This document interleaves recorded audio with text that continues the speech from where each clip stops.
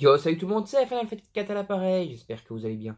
Aujourd'hui, on se retrouve pour une nouvelle vidéo test Nintendo Switch et on va aller attaquer aujourd'hui Counter Record. Je vous fais d'abord une petite aparté en face caméra pour vous parler un peu du jeu. Donc c'est un jeu qui est développé par Troz qui est un éditeur de jeux que j'apprécie plutôt pas mal parce qu'il fait pas mal de petits jeux indépendants, c'est un éditeur indé qui donc fait pas mal de jeux sur la Nintendo Switch.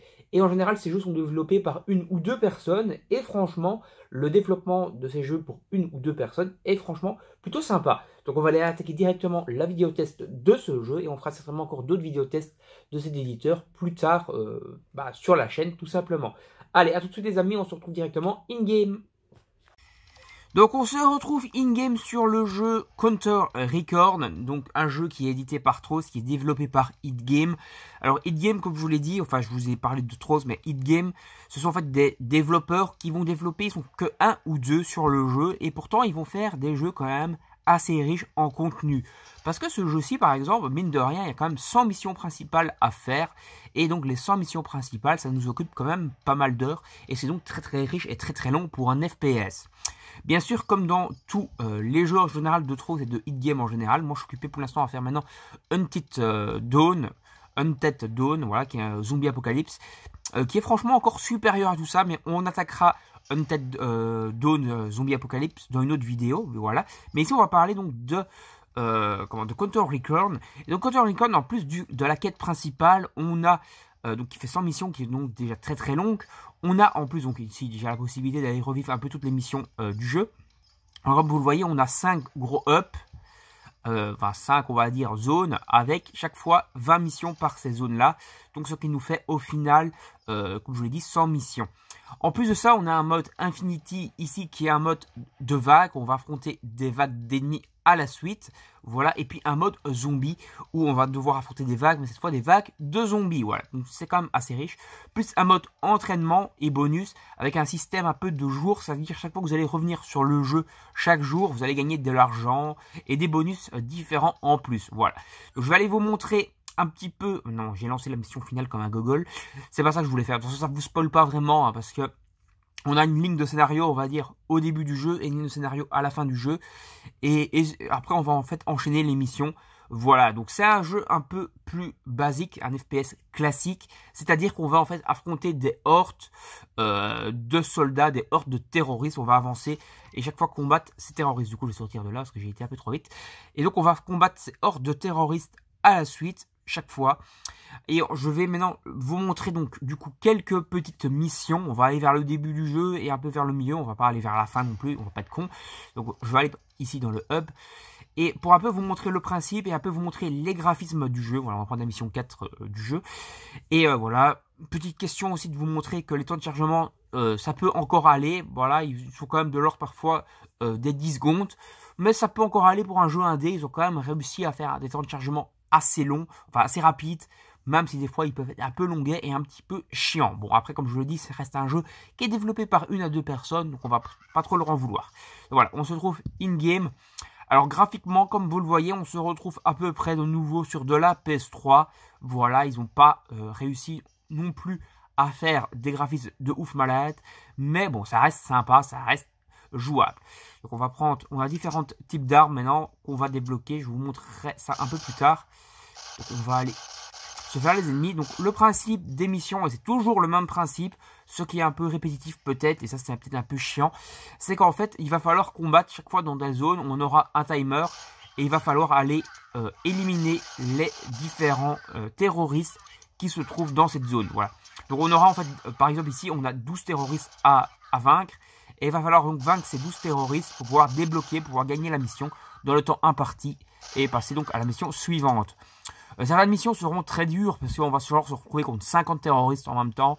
Et puis il y en a certains où des fois on aura l'impression qu'ils sont cons comme des pelles, les personnages. Enfin les ennemis, des fois tu auras l'impression qu'ils sont super intelligents, tu auras à peine tiré un coup de feu, ils vont venir à 20 contre toi. Et ça va être assez chaud. Voilà, donc certaines missions vont demander bien sûr d'avoir bien amélioré notre personnage, parce que comme dans tous les jeux en général de Hitgame, on a une notion de niveau du personnage, un peu comme dans des RPG quoi. Donc on va gagner de la vie en plus, on sera plus rapide, meilleure endurance, etc. Voilà, bien sûr. Là vous voyez, on a les munitions illimitées sur le petit flingue de base, mais les autres armes n'ont pas des munitions illimitées. Mais ça, je vous montrerai après par rapport aux armes et comment on les débloque. Parce qu'au début, on a juste des armes de base assez simples et assez basiques. Mais en avançant dans le jeu, en farmant, on va dire, les missions, les modes, sur les modes vagues, les modes zombies, etc., on va débloquer de l'argent qui va nous permettre d'acheter des meilleures armes et des meilleurs upgrades. Plus on aura certains niveaux, plus on pourra également acheter des meilleurs upgrades et des meilleures armes. Voilà, tout simplement. Parce que certaines armes ne seront débloquables qu'à un certain niveau. Voilà. Et donc, c'est ça le principe du jeu. Allez, on va essayer de se finir quand même la mission. Même si là, je joue comme un con. Parce que normalement, il faut aller plus à infiltration, plus se mettre à couvert, etc. Et pas foncer dans le lard comme ça, hein, bien entendu. Alors hop, on se concentre 2 secondes pour finir. Voilà, on a fini la mission, donc on va sortir. Bien sûr, quand on gagne, on bat certains ennemis, on va avoir des trousses de soins qui vont aller sur le sol pour gagner une autre vie. On va avoir des paquets de munitions pour pouvoir refaire nos munitions, quoi, etc. Refaire notre setup de munitions. Et donc ça, c'est intéressant aussi. Donc je vais aller vous montrer un petit peu maintenant le principe des niveaux et le principe des achats des armes, puis on ira se faire un petit mode vague et après je vous montrerai le mode zombie.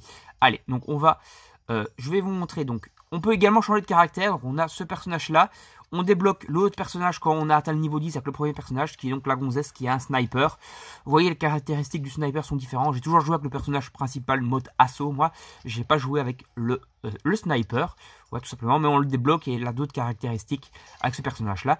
Alors donc on a les armes, donc comme vous le voyez, j'ai déjà débloqué pas mal d'armes. Donc on a ces armes là qu'on peut acheter donc à un certain prix. On a l'arme de base qui est celle-ci. Voilà, attendez, je vous la montre direct, qui est celle-là. Voilà, donc je l'ai monté au niveau 10, moi, pendant des upgrades, donc upgrades qui se font grâce à de l'or, donc or qu'on va débloquer, comme je vous l'ai dit, en faisant l'émission, en battant des ennemis, en faisant des vagues, en faisant des zombies, etc. Donc je l'ai upgradé pour être plus puissant. Au début, elle est que niveau 1, donc elle est un peu nulle. Plus on va avancer, plus on peut l'upgrader. Puis maintenant, j'ai la carabine donc, que j'ai débloquée et que j'ai équipée en arme secondaire, que j'ai également upgradé au niveau 10. Et cette arme là, donc l'auto, attendez, hein, il faut pas que je dise de conneries, voilà, auto shot, je l'ai acheté, voilà, elle est ici, donc je l'ai acheté, je l'ai upgradé niveau 8, elle coûtait la peau du cul, celle-là, je crois qu'elle coûtait 100 000 pièces d'or, donc j'ai dû pas mal déjà faire de farm pour pouvoir débloquer de l'argent, etc. Et je crois qu'on pouvait l'avoir qu'au niveau 17. Donc j'ai dû monter au niveau 17 pour pouvoir l'acheter. Et voilà. Et c'est un peu pareil avec toutes les armes. Donc on a encore cette arme là. Ici par exemple. Elle coûte 130 000 pièces d'or. Donc énormément très cher. Et il faut être au niveau 20 pour pouvoir l'avoir, etc. Et c'est le cas avec toutes les armes. Donc voilà. On a plein d'armes. Par exemple ici il faut au niveau 25, etc. Qu'on va pouvoir utiliser. Donc débloquer de l'or en faisant les missions. En faisant les modes vagues et les modes zombies. Je vais vous faire un mode vague. Ça va être l'occasion de vous montrer un autre environnement. Mais également l'occasion de vous montrer quelques bugs. Parce que il n'y a pas énormément de bugs. Je trouve que le dernier jeu que je vous ai testé de eux, qui est Stella, Planet Uncon Stella machin, là, Space Stella, il est beaucoup plus buggé, mais il vient de sortir et ils n'ont pas encore fait les patchs. Voilà, et comme je vous l'ai dit, c'est développé par 1 ou 2 personnes, donc ça explique qu'il y a pas mal de bugs. Et ici, on a encore quelques bugs. Dans la mission principale, les bugs sont quasiment tous corrigés, il n'y en a pas. Mais ici, on a quelques bugs. Je vais vous montrer ça, vous allez voir. Je vais attendre ici. Normalement, les ennemis vont arriver, donc des hordes d'ennemis, des heureux soldats. Mais comme vous voyez, ils arrivent là, on dirait qu'ils sont sur des skis. C'est ridicule. On dirait qu'ils sont en fait sur des... comment dire, qu'ils avancent sur un océan de mayonnaise. C'est vraiment ridicule, quoi. Donc voilà, il y a encore pas mal de bugs à ce niveau-là, en tout cas dans le mode vague. Le mode zombie et le mode des missions principales normales ont été pas mal corrigés. Voilà, donc ça c'est pas mal. Alors, je vais sortir de là, on s'en fout un peu. L'occasion de vous expliquer que pour débloquer le mode vague, il faut être arrivé à la mission 10 et moi m'avoir validé, je crois, la mission 11 du mode histoire pour pouvoir débloquer le mode vague. Et pour débloquer le mode zombie, il faut être arrivé au minimum à la vague 10 voire 11 du mode Infinity, donc du mode vague, pour débloquer le mode zombie. Là, je vais aller vous montrer le mode zombie qui est franchement sympa, qui est franchement pas mal. C'est un mode zombie assez travaillé, on va dire. Et voilà, il fait un peu penser au mode zombie des Call of Duty, hein, Black Ops 1, etc. Du coup, que ce soit au niveau graphisme, etc. Comme je vous l'ai dit, ce jeu est plutôt, on va dire, de l'ordre du graphisme de la PS3. Mais bon, c'est plutôt sympa, parce qu'on voit que Space Stella il y a franchement des trucs qui sont dégueulasses, on a l'impression d'être sur la PS2, des fois on a des graphismes PS3 et des fois on a des graphismes PS4. Ici ils sont restés à peu près similaires, c'est-à-dire qu'on a de la PS3 tout le long. Le jeu, franchement, qui je pense est le plus travaillé pour eux, est le Undead Dawn Zombie Apocalypse, qui là on a de la PS3 et des fulgurances de PS4, mais on n'a jamais de trucs dégueulasses dedans, donc voilà, c'est plutôt pas mal, c'est très beau, voilà. J'en parlerai de façon plus en détail dans une vidéo qui sera dédiée à ce jeu. Là on se concentre sur sur Control Recon, qui est donc un jeu où on va combattre des zombies, où on va avec le mode zombie, où on va faire des vagues pour pouvoir avoir des vagues d'ennemis, etc. Donc un jeu assez riche et varié, franchement, et où le mode principal est le mode histoire, quoi, est franchement assez gratiné, assez difficile. Voilà, il va demander pas mal de challenges, pas mal de montées de niveau. Et surtout, il va nous demander de faire du farm. Et surtout, il va être très riche et très varié et très long. Voilà, ça fait que le jeu en lui-même est franchement très long et très sympa.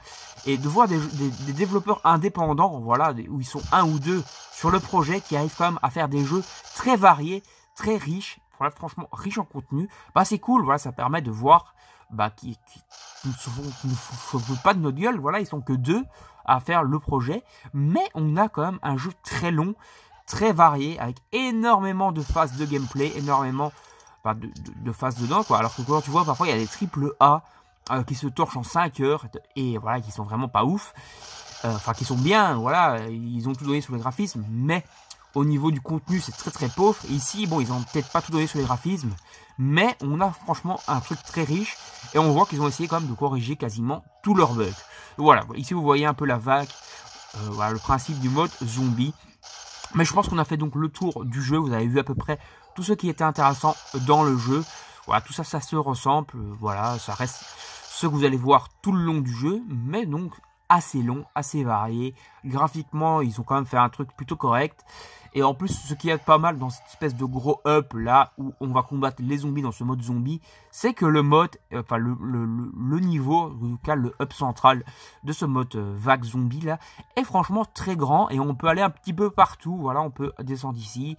On a, voilà, franchement une grosse vague. On a une petite musique angoissante qui fait assez bien ressortir le côté zombie du truc. Les musiques en général, la bande son est plutôt sympa. Les bruitages des armes sont pas trop dégueulasses.